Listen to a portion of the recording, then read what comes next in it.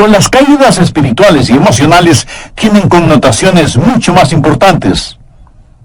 Y no me referiré necesariamente o exclusivamente a eso de no sentirse bien frente a ciertas cosas o cuando enfrenta ciertas situaciones.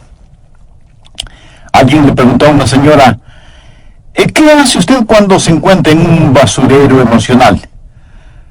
Y ella contestó, pues para olvidarme del asunto, voy y me compro un sombrero. Su esposo, al escuchar decir eso, hizo el siguiente comentario. Ahora me explico por qué tus sombreros son tan raros. Hay ocasiones en que nos desanimamos cuando no estamos felices acerca de algo o de alguien. O cuando perdemos el trabajo o tenemos un accidente de tránsito. O cuando alguien nos dice algo negativo sobre nosotros. Pero no me refiero a esto. Hablo de la depresión, ese profundo sentimiento de desesperación que a veces puede convertirse en algo terrible y horrible. Es un asunto que envía gente a los hospitales o causa que las personas simplemente desaparezcan de su círculo social. En ocasiones, cuando nos sentimos mal, es como si estuviéramos en una tormenta. Llega y se va. Pero la depresión es como una neblina que está constantemente presente, bloqueando el sol que trata de llegar a nuestras vidas. Y quiero que piense conmigo primero en lo que voy a llamar el serio problema de la depresión. Ahora sí, veamos el Salmo 42:5. ¿Por qué te abates, oh alma mía, y te turbas dentro de mí? El rey David escribió estas palabras. Y él estaba deprimido, y estaba hablando consigo mismo.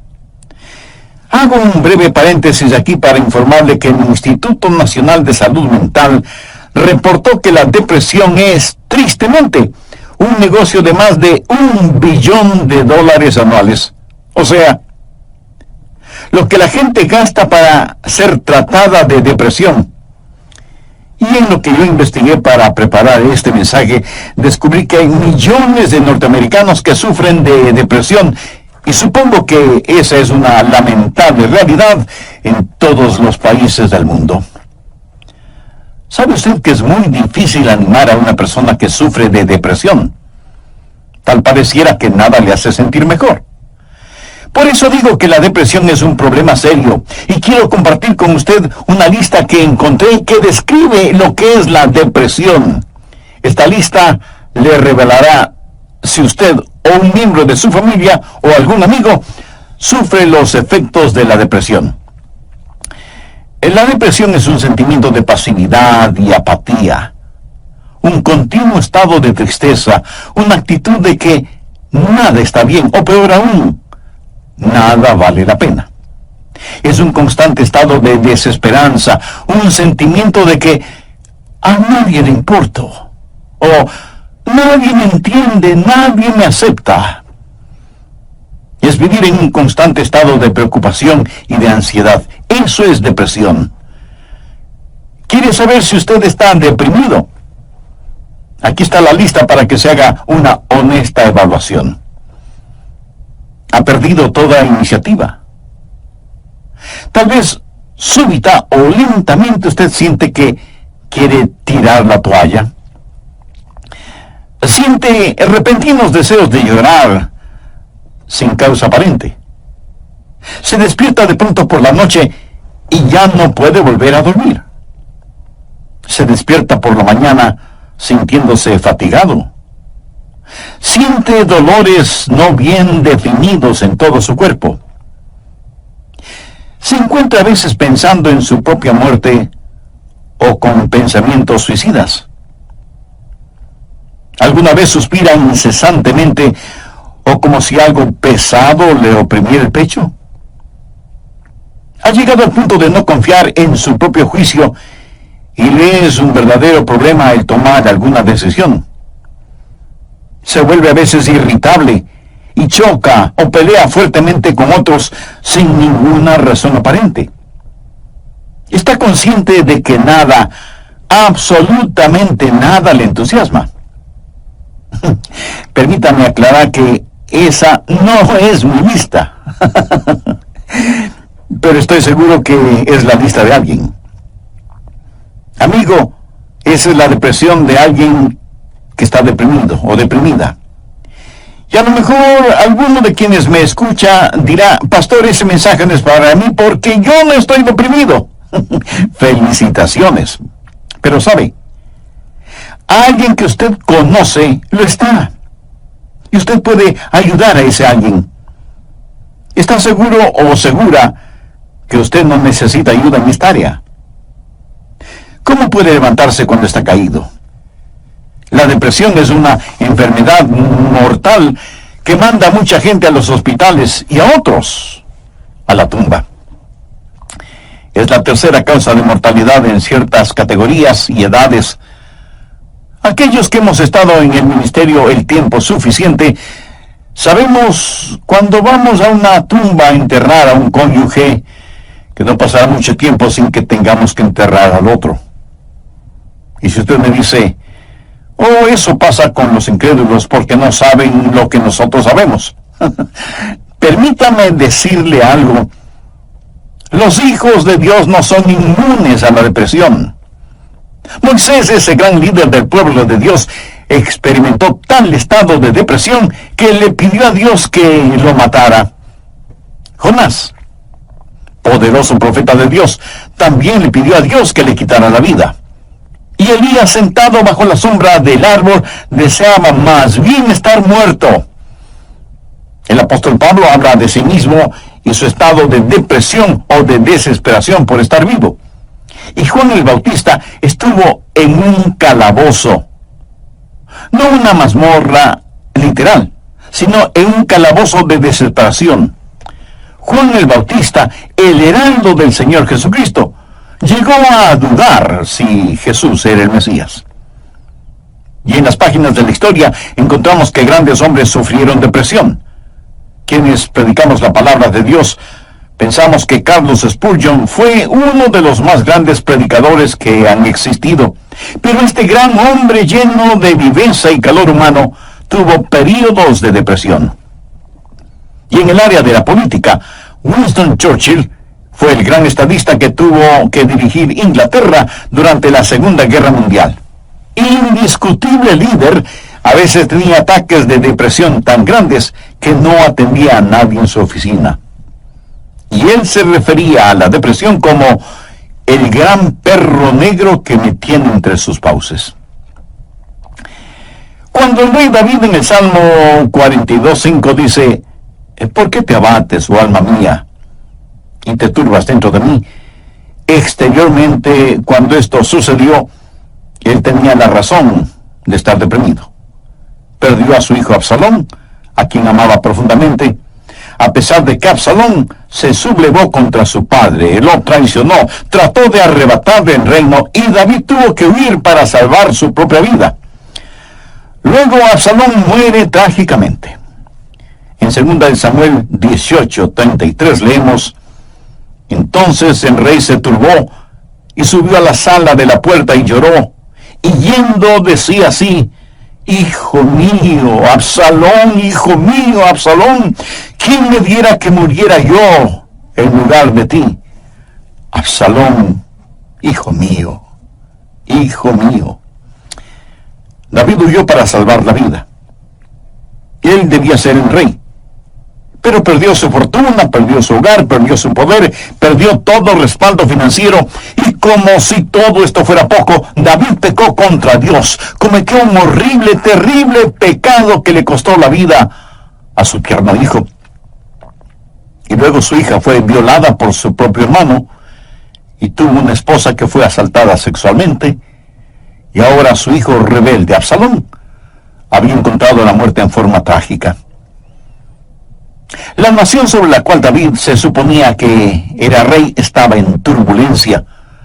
Así que exteriormente David tenía toda la razón para estar deprimido. Las cosas no podían estar peor que lo que estaban. ¿Por qué te abates, oh alma mía, y te turbas dentro de mí? Este salmo es un caso clínico de depresión. En primer lugar, David tuvo lo que yo llamo sequedad espiritual. Miremos, por favor, los primeros dos versos de este Salmo 42. Como el ciervo brama por las corrientes de las aguas, así clama por ti, oh Dios, el alma mía. Mi alma tiene sed de Dios, del Dios vivo. ¿Cuándo vendré y me presentaré delante de Dios? David está sediento de Dios, pero siente como que si Dios estuviera lejano. David se siente como un ciervo rodeado por una jauría de perros de caza. Siente su sequedad espiritual, siente el temblar de su alma y piensa que a lo mejor Dios ya se olvidó de él. Mire lo que dice en el verso 9. Diré a Dios, roca mía, ¿por qué te has olvidado de mí? David está sediento de Dios, pero Dios parece que estuviera a años luz de distancia. ¿Dónde estás tú, Dios? ¿Por qué te has olvidado de mí? Sequedad espiritual. Dios no se había olvidado de él. Ese no es el punto. Y el rey continúa solamente en el verso 3 diciendo, fueron mis lágrimas mi pan de día y de noche. Y aquí me imagino a David llorando incontrolablemente, este poderoso hombre de Dios, ahora llorando como una criatura. Todos tenemos momentos de tristeza, pero no siempre de llanto incontrolable, aunque puede ser así. Eso es un signo de depresión. No es como una lluvia de verano que cae y desaparece rápidamente, sino que es más bien como una neblina continua durante el día nublado. David siente vergüenza y se siente derrotado. Mire lo que dice en el verso 3. Fueron mis lágrimas mi pan de día y de noche, mientras me dicen todos los días, ¿dónde está tu Dios? Él sabe que sus enemigos están burlándose de él y está avergonzado. Se siente como un indigno testigo de Dios, y por supuesto que lo fue. Sabe, a veces, aun estando en evidente pecado, tratamos de testificar, pero no tenemos ni el poder ni el gozo para hacerlo, y no tenemos la victoria, y esto aumenta nuestra vergüenza. El sentido de culpa de David le hizo pensar que era una desgracia delante de Dios. Y todo era peor por las recurrencias de sus memorias. Mire lo que dice en el verso 4. Me acuerdo de estas cosas y derramo mi alma dentro de mí. De cómo yo fui con la multitud y la conduje hasta la casa de Dios, entre voces de alegría y de alabanza del pueblo en fiesta. David recordaba mejores días. Miró retrospectivamente aquellos días cuando tuvo gozo y paz junto con la multitud, alabando a Dios en la casa de Dios. Y ahora todo eso no era más que un recuerdo. Ya no era nada real para él, y hacía que todo su dolor, toda su turbación fuera más vívida, y sentía que esos hermosos días que antaño experimentó, los había perdido para siempre. Y como si eso no fuera suficiente, él estaba abrumado por las circunstancias. Miremos lo que David dice en los versos 6 y 7. Dios mío, mi alma está abatida en mí. Me acordaré, por tanto, de ti desde la tierra del Jordán, y de los hermonitas desde el monte de Mizar. Un abismo llama a otro a la voz de tus cascadas. Todas las ondas y tus olas han pasado sobre mí. El río Jordán es llamado el río de la muerte. La palabra Jordán literalmente significa descenso y juzgamiento. Comienza en el monte Hermón, que está casi a 3.000 metros sobre el nivel del mar, y desciende por un tortuoso camino hacia el Mar Muerto. El Mar Muerto está a casi 450 metros por debajo del nivel del mar. Y el río Jordán fluye hacia el Mar Muerto para no volver a aparecer. Así que, en la tipología bíblica, Jordán ha sido la representación de muerte y desesperación. Y David siente que está totalmente inundado por las circunstancias. Las aguas de Dios están sobre él. Está cubierto de problemas y no sabe hacia dónde dirigirse. Está absoluta y totalmente abrumado por las circunstancias. Y quiero decirle que estadísticamente, personas así son suicidas. Un jovencito de 16 años escribió la siguiente carta antes de suicidarse. Querido mundo, yo no quiero que me corten el pelo. Yo no quiero cuidar niños. Yo no quiero ir a ver a Gina mañana en el colegio. Yo no quiero hacer mis deberes de biología, de inglés, de historia, ni de ninguna otra materia. Yo ya no quiero estar triste o solo o deprimido. No deseo comer, ni beber, ni conversar, ni dormir, ni respirar. Sencillamente ya no quiero vivir. Papá, mamá, no es culpa de ustedes. Solo que no me siento libre. Me siento enfermo, triste y solo, aunque esté rodeado de mis padres, hermanos, compañeros y amigos. Eso, mi amigo, es depresión y es muy, pero muy triste. La depresión es un serio problema. En segundo lugar, quiero que sepa y vea que hay una provisión espiritual para la depresión. Gracias a Dios, usted no tiene que estar deprimido.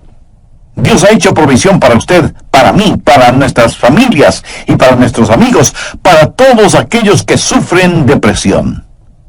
Primero, usted tiene que mirarse interiormente y analizar su corazón. Veamos el Salmo 42, los versos del 5 al 7. ¿Por qué te abates, oh alma mía, y te turbas dentro de mí? Espera en Dios, porque aún he de alabarle, salvación mía y roca mía, Dios mío. Mi alma está abatida en mí. Me acordaré, por tanto, de ti desde la tierra del Jordán, y de los hermonitas desde el monte de Mizar. Un abismo llama a otro a la voz de tus cascadas. Todas tus ondas y tus olas han pasado sobre mí. Pero ahora quiero que note en forma particular que David comienza a hablar consigo mismo. Y si usted me pregunta si uno puede hablar con uno mismo, pues le diré que sí, David lo hizo. Y no me diga que usted nunca ha hablado con usted mismo, porque francamente no se lo voy a creer. Porque todos lo hacemos, consciente o inconscientemente. Note que David está hablando con su alma. El alma es el ego que vive dentro de cada uno de nosotros, no es el espíritu. El espíritu es su naturaleza espiritual, su alma es su naturaleza emocional, su mente, sus emociones, su voluntad. Y David le habla a su alma. En el próximo programa terminaremos este estudio bíblico sobre la depresión. Y espero que esto no lo deprima ahora. Antes de finalizar y sabiendo que la depresión no hace acepción de personas y la sufren santos y pecadores, permítame preguntarle en forma personal, ¿ha depositado su fe en el Señor Jesucristo? ¿A quién recurre cuando está deprimido? Recuerde que la causa de la depresión puede ser externa, pero la solución es interna, íntima, personal. Si usted aún no tiene a Jesús en su corazón, puede hacerlo este mismo momento. Ore con sus propias palabras de la siguiente manera. Señor Jesús, sé que eres el Hijo de Dios, que fuiste a la cruz para pagar la culpa de mis pecados, y que Dios te resucitó de entre los muertos. Este mismo momento te acepto en mi corazón como mi Salvador y mi Señor, y te ruego que tomes el control total de mi vida. Gracias por perdonarme. Gracias por darme nueva vida. Y ayúdame a vivir de tal manera para que pueda traer honra y gloria a tu nombre. Hazme la clase de situaciones en que nos desanimamos cuando no estamos felices acerca de alguien o de algo, o cuando perdemos el trabajo o tenemos un accidente de tránsito, o cuando alguien dice algo negativo sobre nosotros. Pero no me refiero a esto. Hablo de la depresión.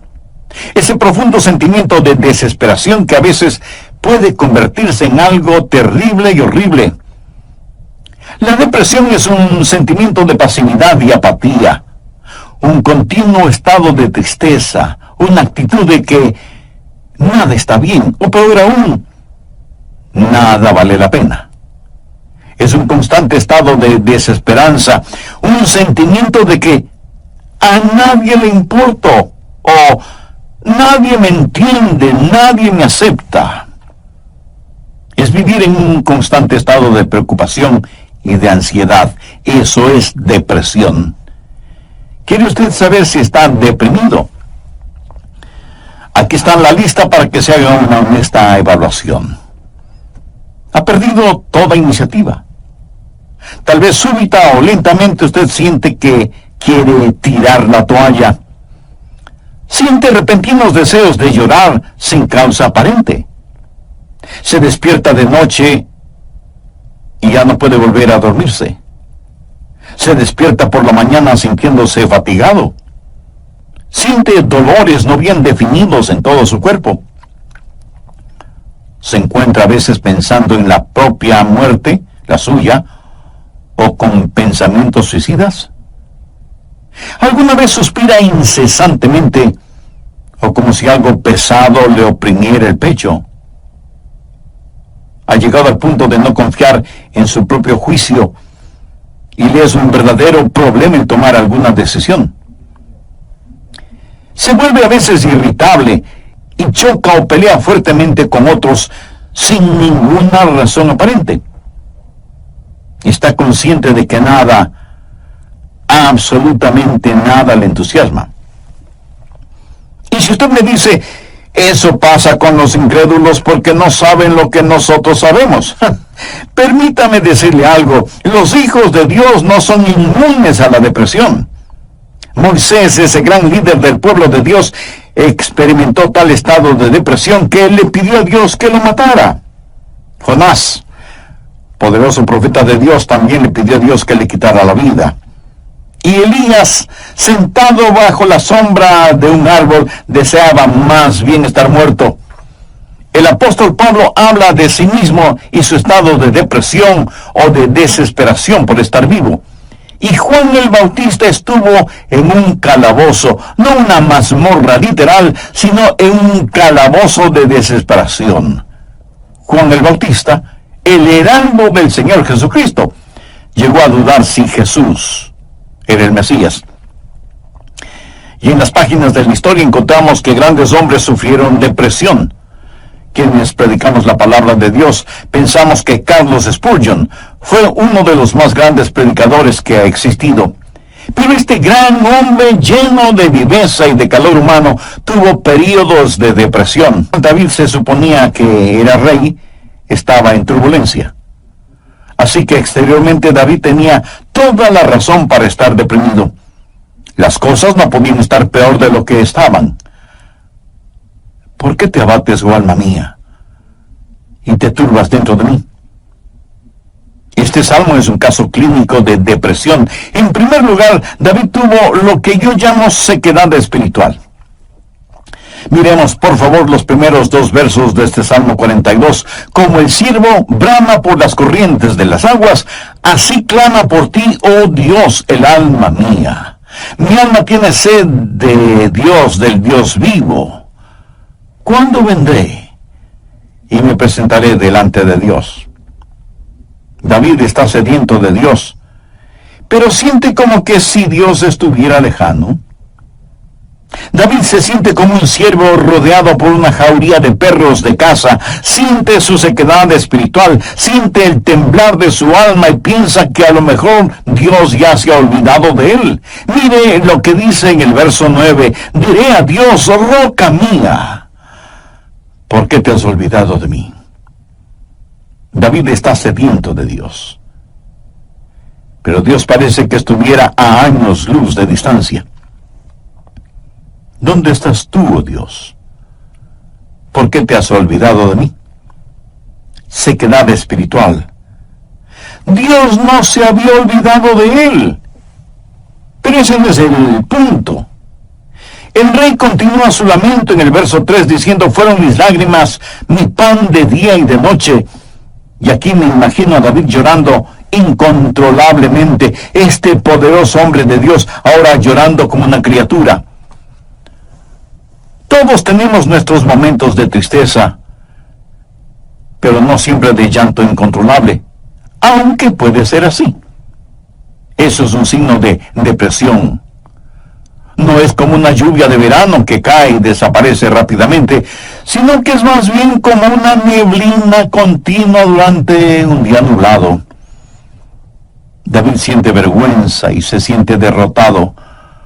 Mire lo que dice en el verso 3. Fueron mis lágrimas mi pan de día y de noche, mientras me dicen todos los días, ¿dónde está tu Dios? ¿Sabía que dentro de usted hay alguien que constantemente le está hablando? Es la vieja naturaleza, su alma no redimida ni santificada. Y su alma le habla y le dice, tienes razón de sentir pena por ti mismo. Nunca lo lograrás. No tienes lo que se requiere. Este es el final. La vida no vale la pena vivirla. Y David responde a su alma y le dice, ¿por qué te abates, oh alma mía? Y este es el momento en que usted toma control, sostiene firmemente a su alma frente a usted, le mira directamente a los ojos y le habla. Eso es lo que David hizo cuando le dijo, alma, ¿por qué te sientes así? Usted tiene que mirarse íntimamente, interiormente y analizar su corazón. ¿Por qué está deprimido? Yo no estoy diciendo que no tiene razón para estar deprimido. Tal vez alguna persona amada ha fallecido, su cónyuge, un hijo o una hija, un entrañable amigo. Si eso es verdad, entréguele su dolor a Dios, comparta su pena con quienes le aman y tenga en cuenta que a pesar de cómo se sienta, la vida no ha terminado para usted. Tal vez tiene el corazón destrozado. Alguien a quien amaba profundamente le ha engañado. Tal vez un esposo ha abandonado a su esposa por otra mujer, o a lo mejor una esposa ha dejado a su esposo por otro hombre. Tal vez esté enfrentando el dolor de un noviazgo roto súbita y amargamente. O pudiera ser que los padres no hacen sentir bienvenidos a sus hijos que se fueron del hogar como las ovejas negras de la familia. Si usted está viviendo estas u otras amargas experiencias, escúcheme. Rehúse el estar rumiando estas cosas una y otra vez. Eso no es bueno. Analice las cosas. Si alguien le ha destrozado el corazón, vea qué es lo que ha aprendido de esa experiencia y comience a buscar y tener nuevas amistades. Tal vez usted ha pecado y está siendo perseguido constantemente por el fantasma de su culpa. ¿Qué debe hacer? Confiese su pecado a Dios. Y si tiene que pedir perdón a alguien, hágalo. Si tiene que restituir algo a alguien, hágalo sin demora de tiempo. Mientras más se demore en hacerlo, más difícil le será el realizarlo. Haga lo que tiene que hacer ya. Y cierre la puerta de ese pasado. Analice, mire su propio corazón y pregúntese, ¿por qué estoy abatido? Pero necesita hacer algo más. No solo un análisis íntimo de su corazón, sino que mirando hacia arriba, reconozca que necesita ayuda una vez que ha identificado el problema. Noten los versos del 7 al 9 lo que David dijo.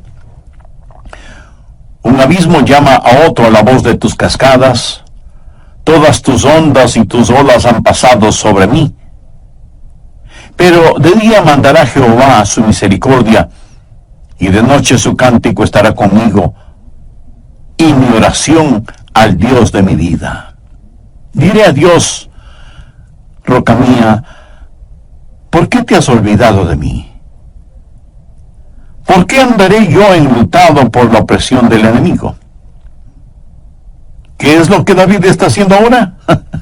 Pues mirar hacia arriba.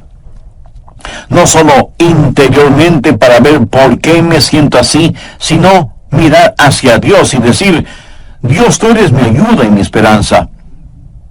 Tú me cubrirás con tu misericordia. Oh, qué amigo nos es Cristo. Él llevó nuestro dolor. Estoy seguro que alguien me dirá, pastor, lo que yo estoy pasando usted no lo comprende. Mi amigo, ese no es el punto. Cierto, yo no lo comprendo, pero Dios le comprende. Y no solo que le comprende, sino que le ama y quiere cuidar de usted. Él es su ayudador, aun cuando usted no lo entienda. El doctor Warren Wiersbe fue un gran maestro bíblico, y él dijo que la vida no es un problema que debe ser resuelto, sino un misterio que debe ser vivido. Eso nos hace recordar siempre que, como hijos de Dios, no vivimos de explicaciones, sino de promesas. Algunos piensan que de alguna manera Dios les ha olvidado o Dios les ha fallado. No. Dios ni se ha olvidado de usted ni le ha fallado a usted. Pero David se sintió así. Mire la pregunta que hace en el verso 9. Dios, ¿por qué te has olvidado de mí? No, Dios no se había olvidado de David. No lo entendían entonces. Tenía que parecer sin significado el tener significado. Esto no tiene ningún significado para usted. Verá, podemos confiar en Dios para cualquier cosa si entendiéramos el porqué. Pero Dios no nos deja entender el porqué todo el tiempo para que podamos conocer el quién y podamos confiar en Él en aquello que no entendemos. Andrew Murray fue un extraordinario hombre de Dios y dijo lo siguiente: en tiempos de problemas, aquellos que confían en Dios deben primero decir, Él me trajo hasta aquí. Es por su voluntad que me encuentro en esta situación. Y Él me mantendrá aquí en su amor y me dará la gracia en este juicio para comportarme como su hijo. Él hará que este juicio sea una bendición, enseñándome las lecciones que Él quiere que aprenda y trabajando bajo su gracia ya concedida. Finalmente, en su tiempo, Él le librará nuevamente. ¿Cómo y cuándo? Bueno, solo Él lo sabe. Así que cuando usted está en dificultades, diga, estoy aquí primero por la voluntad de Dios, segundo bajo su cuidado, tercero bajo su entrenamiento y cuarto en su tiempo. Alguien dijo, Dios es demasiado bueno para no ser bondadoso, demasiado sabio como para cometer errores. Y cuando no podamos ver su mano, podemos confiar en su corazón. Mírese interiormente y analice su corazón. Salmo 42:11. ¿Por qué te abates, oh alma mía? ¿Y por qué te turbas dentro de mí? Espera en Dios, porque aún he de alabarle. Y Dios quiere que le diga a alguien que me esté escuchando en este momento, sin que importe cuán difíciles sean las circunstancias, que Dios está con usted. No pierda la esperanza. Dios tiene un futuro lleno de esperanza para usted. David le habló a su alma y le dijo, espera en Dios. Ahora, esperar no significa un deseo vano, significa una seguridad definitiva basada en la anticipación. Hay solo dos lugares en donde toda esperanza es imposible. El uno es el cielo, porque ya no necesitamos ninguna esperanza, todo será realizado. El otro lugar es el infierno. Si usted muere sin ser salvo, se irá al infierno y quedará fuera de toda esperanza. Pero la esperanza siempre es posible. Mi amigo, lo que encontramos en Jeremías 29:11 es para usted ahora mismo. Escuche lo que dice ese versículo. Porque yo sé los pensamientos que tengo acerca de vosotros, dice Jehová, pensamientos de paz y no de mal, para daros el fin que esperáis. O sea, un futuro y una esperanza. No permita que Satanás apague la vela de la esperanza. Usted necesita mirarse interiormente y analizar su corazón. Necesita mirar hacia Dios y saber que habrá ayuda. Necesita mirar al frente y darse cuenta que hay esperanza. Dios transformará su calvario en una Pascua y convertirá cada uno.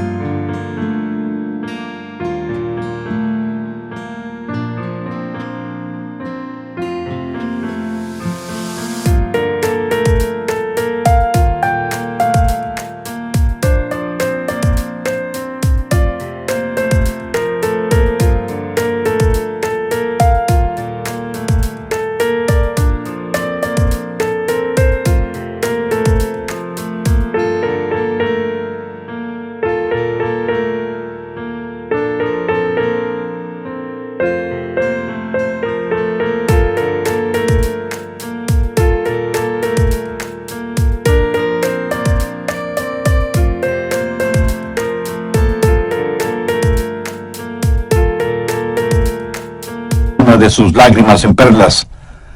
Dios pondrá un hermoso arco iris de su gracia sobre sus pesares. Espera en Dios.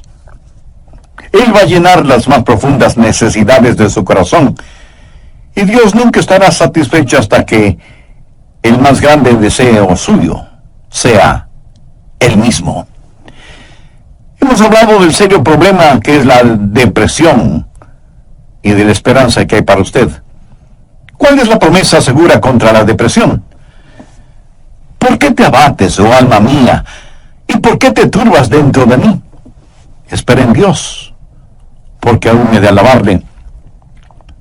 Si usted está caído espiritual y emocionalmente, puede levantarse. Y si hoy se siente deprimido, recuerde que Dios le ama. Ni una hoja cae al suelo sin que Él lo sepa. Sé que a veces abrazamos a las personas, les damos unas palmaditas en la espalda y les decimos que las cosas van a mejorar. Pero, mi amiga, mi amigo, escúcheme.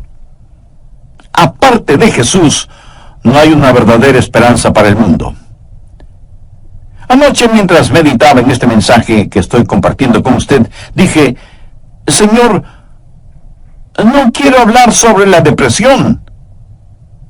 Quiero hablar más bien sobre algo feliz o algo realmente animador. Y el Señor me dijo, Adrián, hay alguien que necesita escuchar ese mensaje. Hay muchas personas sufriendo de depresión. Dar ese mensaje. Así que, de Dios a usted, déjeme decirle algo. Si usted está caído, puede levantarse. Dios tiene una manera para usted.